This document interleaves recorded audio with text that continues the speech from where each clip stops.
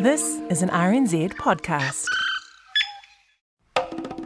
Hello, kia ora, and welcome along to the Music 101 interview podcast. I'm Charlotte Ryan, and thank you so much for listening. When anyone asks me who my favourite ever interview has been, with a musician, this interview that you're going to hear today is always at the top of my mind. When I was a teenager, I loved Led Zeppelin, obsessed with the album remasters, which I later found out was a compilation. But yeah, loved the band, loved the passion, loved the lyrics, the power I learned their songs on the piano. So many years on, when the frontman of Led Zeppelin, Robert Plant, started releasing music with Alison Krauss, I loved it so much. They released 2 albums actually, and it was on their second album, Raising Sand, that I was offered an interview with them both. And I must admit, when I got this, I almost jumped out of my seat. I was so intrigued with them both and so nervous. But just as a heads up, when I finally got to this interview, so much back and forth organising it, I loved the music, I loved both albums. So when I finally got the opportunity to interview them both, it was actually quite a funny situation. They apologised to me greatly. They said that they were giddy and tired. It turns out I was at the end of a very long interview schedule, but they loved the chat. I was actually quite grateful to be at the end of a long line of interviews because I feel like we got some good stuff out of them. So anyway, here you go. Robert Plant and Alison Krauss speaking to me to celebrate their album Raising Sand. How are you? Good. Fine, thank you. How are you? I'm so happy to talk to you both. I just logged in and you were both quite cold. Are you in the same room? We're in the same room. It's refrigerated for the comfort of males and sadly not for females. Yes, and he's baking a trinkle tart right now. I'm wearing shorts and she's wearing a fleece jacket and a woolly hat. What did you say that he's making? Oh, trinkle tart. You know those tarts, those English tarts that they make out of breadcrumbs? Oh, yeah. Is that what they called over here? Oh, yeah. Amazing. It's, yeah. And that's the name of our record. Oh, no, it's not. Thank you so much, both of you, for bringing the joy to me and the joy to so many people announcing this second album. Because it's been 14 years since Raising Sand came out. How long has Raise the Roof been in the works? Because I remember when Raising Sand came out, you were sort of quite hopeful that you could write together again. Yeah, we did. I think we jumped at it too quick. I think we got drunk on Grammys and we got really excited about the deal and we sort of spent a time musing on various songs. And then I think it was a bit of an insurmountable option, really. I think we just said, okay, well, look, let's come back to this. Let's keep going. And I think perhaps we'd spend a lot of time, hadn't we, working on the touring and the album and the kind of wow and flutter of the whole thing. So we said we'd go back to it. And every time there was an opportunity, either one of us was doing something knee deep in the next project or some tangent. So the opportunity only arose really about 2 years ago. You're both so experienced at releasing albums, but I wondered with this project whether you guys had that second album fear.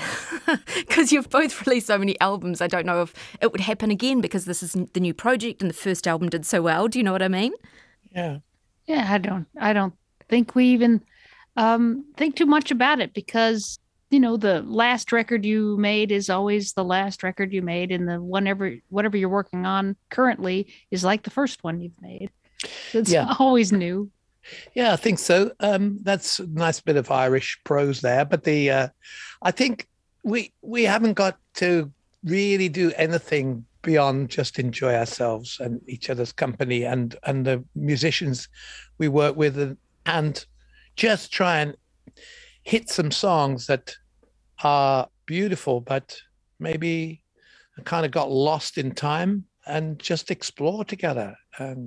But yes, I take your point. I mean, if it were 40 years ago, whatever it was, and we were in a different position and we were playing the game per se, then that might be the case. But I think that whole deal now is almost obsolete in the way that music translates through the public now. People can make the most beautiful records and they can just completely vanish. It's another game, different world. So we, in a way, slightly selfishly, I think, we just grabbed these songs and the people we were working with and made the best we could with them. The musicians that you've worked with on the album, they just seem amazing. And the engineer that you've worked with again, T-Bone Burnett, he seems like an absolute character. Had either of you worked with T-Bone before the first album? Yes, I had on the Oh Brother, Where Art Thou soundtrack, and another movie he did, actually a couple other ones. There was one that he did the music for called Secrets of the Ya-Ya Sisterhood, yes. and then also one called Cold Mountain. And so I had worked with him a few times, and when this came up with Robert, then we suggested T-Bone, and he was all for T-Bone. T-Bone has a 1 foot in rock and roll and 1 foot in old time music, and he was a perfect person to come in the middle of this. He's like a kind of magic man, really. He's quite imposing, both in his knowledge, his capacity to control and capture a room's momentum, and also, his humor and his laugh. I know that. I think that's what I picked up. And I wondered, when you were all in the room recording the album, I imagine the energy just must have been fantastic with it. Yeah, it's something. And it fluctuates. Everybody has their moment in the sun in these relationships. And as we go through the sessions, there's opinions and there's a different way of putting it across. It's very interesting. It's a very delicate process. We've been talking to quite a few people today and joking a lot between us about the fact that we actually have gotten to this point, because it's been a bit of a journey that we've all been on worldwide. But if I think about how it was before when we started this record, there was nothing in the way of us finishing it. We could have been like touring for a year by now, and or whatever. We were almost in a totally different space. So to continue the work on it through all these downtimes and lockdowns and stuff, it's taken a lot of tenacity and a lot of mutual respect to almost deal in the margin, in abstraction. I think it's been a game. How do we like what we do together? Yeah, with the lockdowns and everything, were you able to record this album, record your vocals together in one room? Yes, we were actually right before we finished the last, kind of the last vocal, right after you left, everything kind of shut down. That's right, yeah. And so the only thing that we had to finish up after that, I think there was one harmony part to do, or maybe two. Two when Robert did in England, and then I had a couple fiddle parts to do and maybe a harmony to do too. But for all the lead vocals were done, which were really great. All of those were finished before you left, and then we mixed it. I was here in Nashville when we were doing the mixes, and then we'd send them back to Robert, and we did that in October. And I'd be at a soccer match in Spain, and he'd have to listen at the soccer match to check. Did you actually? I mean, it was really like play by numbers. Check no, I don't think so. No, I went He'd check the mixes from the stands. Yeah. No, I mean, it was really like play by numbers, a lot of it, really. And actually sending back vocal harmonies from my side of things back to Alison's pure, angelic, beautiful voice of an angel. And I'm sending back this great gruff growl that's sort of tempered in a little room where I'm completely on my own, surrounded by glazing and a bloke with a mask 2 glass doors away from me. It was like something out of a Fritz Lang movie. And I said to myself, I do hope this is okay for Alison, because this is all I can do. Meanwhile, I was with T-Bone, and he was putting hand sanitizer on top of plastic gloves. Yeah. He thought he'd take. He goes, "This is the way to do it," and I'm like, "Oh, it looks terrible." Yeah. Then he played a great solo. Yeah. Uh-huh. Yeah. You caught us at the right time of the day, my dear, because really, we're just about to go nuts here. That's true, though. I should have gotten. We could go to a square dance. Alison took me to a square dance one time, And we managed it was like this game of skittles, actually, because once we lost each other's grip, we flew through the crowd and knocked over many people. And perhaps we could do that tonight with masks on. I wonder if they still host them with masks on. Yeah. When did you both first meet? Yeah. I know that you collaborated on the tribute that you did for Lead Belly, but was that the first time that you'd ever met each other? Yeah, Yes. yeah. I'd seen pictures of her, so I liked her. And I knew her game, but it was a long way from mine. And I think that's the great thing about it. How would you ever know how far you can take your gift if you don't try and take it somewhere undefinable, really? Just see what you can get out of it. Different. That was an amazing night, actually. I've got a recording of that. Oh, I'd love to hear that. Yeah.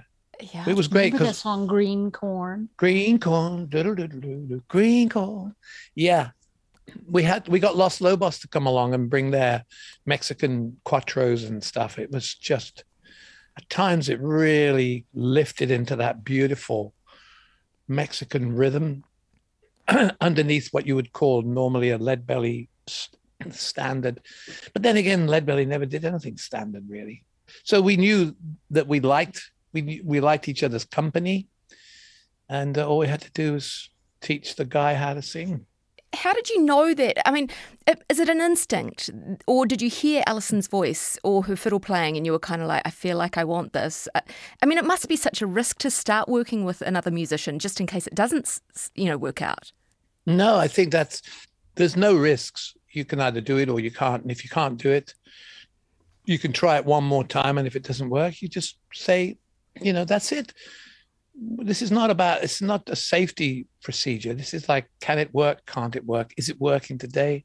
Will it work tomorrow? Or shall we forget it? I mean, there's a million things that go on like that around the planet. This whole deal of, if you think about the melange that gives Rai Kuda an album with Ali Farka Touré, if you think about that stuff that came out a while back, there's meldings everywhere. And we were very fortunate because we're both singers and in a totally different style. So I could try and learn Alison's game. And we persevere and on we go. It's great. Very, very rewarding for me. And tell me the track listing of the songs, I love it. And you've introduced me to new artists already. This time round, did you each bring songs like you did last time? T-Bone bought some last time, I think, and both of you also bought songs to cover. Is that the same process of this album? Yeah, it was the same kind of thing. I think it started before when we got together. T-Bone was the one who brought initial songs. And then if we brought other things, then it was after that group.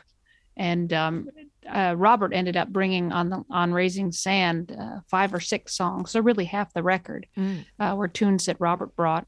And Can't Let Go, I used to sing along with that song. I don't even think we were necessarily done touring yet, or we just finished or something. And I loved that song, Lucinda's song, and I would play it and sing harmony on it. And I think I sent it to you. Yeah. Way back then, and it made its way. So it was fun to hear it come alive.